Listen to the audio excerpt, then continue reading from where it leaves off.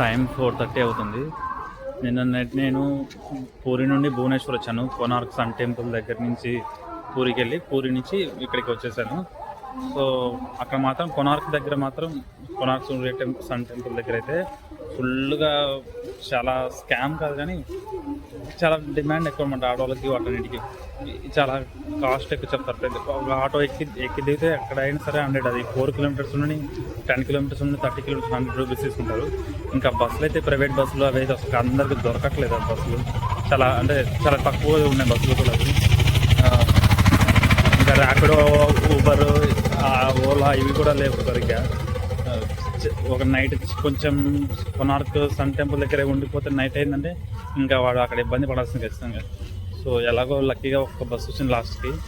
ఆ బస్సు ఏమో ఫుల్ తోసి ఎక్కించాడు అందరినీ. దాంట్లో దగ్గర ఒక 50+ ఎక్కించాడు, చాలామంది ఎక్కించాడు ఇరికిచ్చి.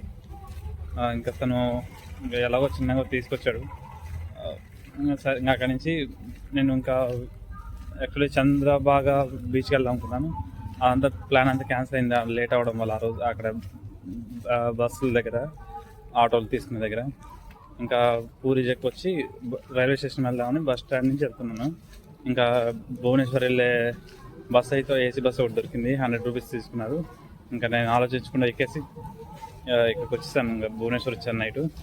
ఇంకా ఇప్పుడు లింగరాజ టెంపుల్కి వెళ్ళి లింగరాజ టెంపుల్ నుంచి వెంటనే తిరిగి వచ్చేస్తాను.